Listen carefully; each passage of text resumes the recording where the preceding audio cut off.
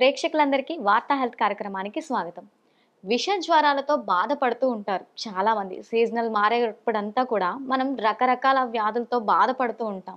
So, ఇటువంటి విష జ్వరాల గురించి సంబంధించి ఎటువంటి చికిత్స ఉంటుంది? వాటికి మనం ఎలాంటి ఆహారపు అలవాట్లు తీసుకోవాలి? ఇలాంటి విషయాలన్నీ మనతో చెప్పడానికి మన ముందు ఉన్నారు 9వ తరం ఆనువంశిక వైద్యులు. అలాగే అతని హస్తవాసితో ఎటువంటి రోగాన్నైనా ఇట్టే మటుమాయం చేయగల అతను మరెవరూ కాదండి, ఎస్కే రసూల్ గారు, అనంతపురం, ధర్మవరం. సో, వారితో మాట్లాడి మరిన్ని వివరాలు తెలుసుకుందాం. నమస్తే సార్. నమస్తే అమ్మా. సార్, ఈ విష జ్వరాలు జనరల్‌గా మనకు వస్తూ ఉంటాయి సార్. చాలా మంది బాధపడుతూ ఉంటారు. కొంతమంది అయితే ట్రీట్మెంట్ అందేలోపే కొంచెం డేంజర్ సిట్యుయేషన్‌కి వెళ్ళి బాడీ వెకేట్ చేసిన వాళ్ళని కూడా మనం చూస్తూ ఉంటాం. అవునమ్మా. అసలు అది విష జ్వరం అని మనకి తెలిసేటప్పటికే చాలా టైం పడుతుంది తెలుసుకోవడానికే. సో, అసలు ఏంటి ఈ విష జ్వరాలు? ఎందుకొస్తున్నాయి? ఆ రోజుల్లో ఈ విషజ్వరాలు అప్పుడు ఉన్నాయి, కానీ ఇంత బీభత్సం లేదు. ఇట్లా 50 ఏళ్ళు ఎన్నికెళ్ళామంటే వెనక్కి వెళ్ళే కొద్దీ అప్పట్లో మహనీయులు, నాడీ పరిజ్ఞానం తెలిసిన మహనీయులు ఉన్నారు. అప్పుడు వాళ్ళ నాడి చూసి సింపుల్గా దీనికి చిట్కాలతో నయం చేసేవారు. ఈరోజు డయాగ్నిక్ సెంటర్లు వచ్చాయి. అదని ఇదని ఉన్నదాన్ని ఇంకా ఒక చిన్నదాన్ని భూతద్దంలో చూసి దాన్ని పెద్దగా పెంచుకొని అనారోగ్య స్థితి లాస్ట్కి మృత్యుబాధ పడుతున్నారు. ఇక్కడ మన వంటింటి వైద్యశాల అనేది మర్చిపోయారు. ఏ రోజైతే మన వంటింటి వైద్యాన్ని మరిచామో మృత్యు మన ఇంట్లోకి వచ్చేసింది.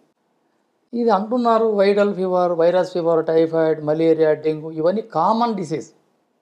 జలుబు పెద్దది, జలుబే పెద్దది. జలుబు వచ్చిందంటే అమ్మకొస్తే నాన్నకి, నాన్నకొస్తే పిల్లలకి, వాళ్ళందరికీ వచ్చేస్తుంది ఇది. ఈ జలుబు వచ్చినప్పుడు కాస్త అజాగ్రత్త పడ్డామంటే అదే వైరస్ ఫీవర్, వైరల్ ఫీవర్. ఇక్కడ టైఫాయిడ్, మలేరియా కలిసి వచ్చేసిందంటే అదే వైరల్ ఫీవర్.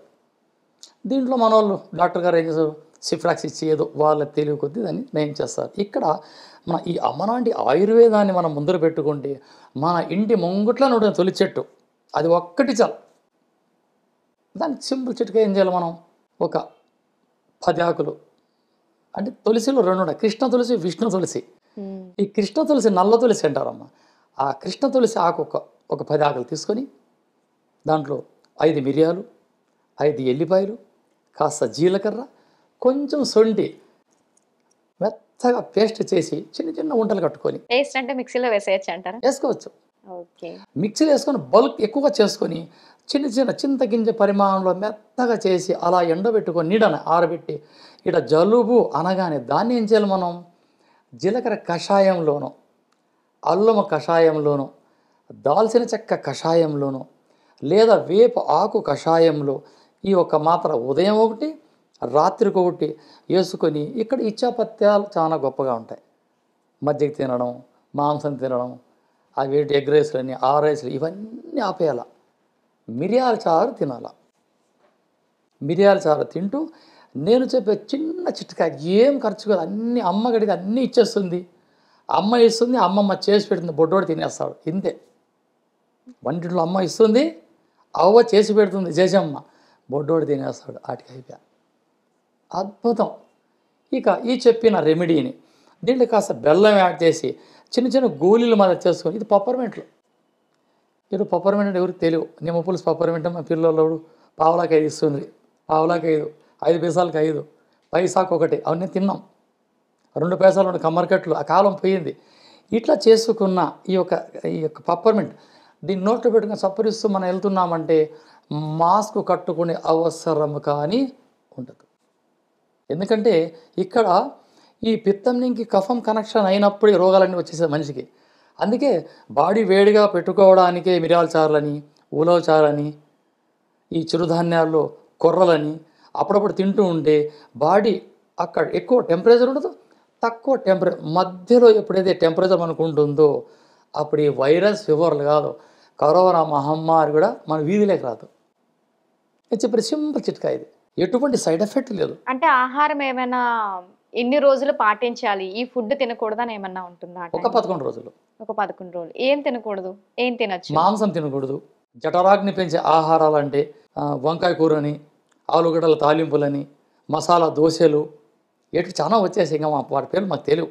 ఎగ్ రైస్ అని ఫోన్ కొట్టగానే అలా వచ్చేసాడు, మేడం పార్సల్, ఇవి ఆపాలా. ఏంటో చేసుకోండి. రొట్టె చేసుకోండి, ఆయిల్ లేని రొట్టె చేసుకోండి. త్వరగా జీర్ణమయ్యే ఆహారాలు, ఇడ్లీ ఉంది, ఇడ్లీ చేసుకోవచ్చు. అందులో సోడా పొడి వేయకూడదు. అది ఎంత పొంగిందో అంతే చాలు. లేదా పెసరొట్టు వేసుకోండి, కొన్ని బియ్యం, కొన్ని పెసులు వేసి అలా చేస్తారు ఇంట్లో అమ్మగారు. అలా పెసరొట్టు తినండి. ఏది చేసినా ఆయిల్ లేని ఫుడ్ తీసుకుంటే బెస్ట్. ఆయిల్ ఈరోజు ఆయిల్ తీసుకొని మా రోగాలు వస్తూ ఉండేది. ఆ రోజుల్లో మేము నెయ్యి గ్లాసులు తాగేవాళ్ళం బెల్లం వేసుకొని, మాకేం రాలేదు, హెల్తీగా ఉన్నాం. ఎందుకంటే ఈరోజు ఈ కల్తీ ప్రపంచం అయిపోయింది. స్వచ్ఛమైన తేనె ఎక్కడ దొరుకుతుంది? దొరకట్లే. ఆ తేనె తిన్నా ఎన్నో రోగాలు వెళ్ళిపోతాయి. ఎన్నో రోగాలు కానకట్ట ఈ తేనె. అది దొరకట్లేదు కాబట్టి తేనె తినకూడదని నిర్ధారణ చేశారు. ఎందుకంటే ఈ కల్తీ తేనె తిని ఎందుకు అనారోగ్యం పాలవుతారని. ఆయిల్ లేని ఫుడ్ తీసుకోవచ్చు. మిరియాల చారు కానీ, ఉలువ చారు కానీ, తిరువాణి చారు అని ప్రాచీన కాలంలో చేస్తుండే, తిరువాణి చారు అని. అవన్నీ తింటే ఈ వైరల్ ఫీవర్ రాదు. ఎంతో భీకరంగా చూసేదాన్ని మీరు చాలా సింపుల్ గా ఏం లేదు కామన్ అన్నట్టుగా చాలా ఈజీగా చెప్పేశారు. వంటగదిలో ఉండే వాటితో అంతే కదమ్మా. ఈవెన్ మనం వెళ్ళి ఏదో వేరే కొనుక్కోవాలని కూడా లేదు. రెగ్యులర్ గా మోస్ట్లీ వాడుతూ ఉంటాం అవన్నీ. ఇంట్లో వంట చేయకపోతే అది వేరే విషయం కానీ దేనికంటే ఈ ఆయుర్వేదం ఇది నేను చెప్పింది కాదు, సాక్షాత్తు దేవునితో చెప్పబడ్డదే ఈ ఆయుర్వేదం. అందుకే ఆయన చెప్పిన ప్రతి చిన్న చిట్కా కూడా ఒక ఆయుధంగా పనిచేస్తుంది ఈరోజు. అవన్నీ మేము గ్రంథాలు చదివాం, ఆచరించాం, ఆచరణ తీసుకునేదే ఈరోజు మీ ఛానల్ ద్వారా 10 మంది తెలియజేయడానికి ముందుకు వచ్చాం మేము. Thank you sir. ఖచ్చితంగా ఇది మా వాళ్ళందరికీ కూడా ఉపయోగపడుతుందని చెప్పి ఆశిస్తున్నాం sir. Thank you so much. నమస్తే.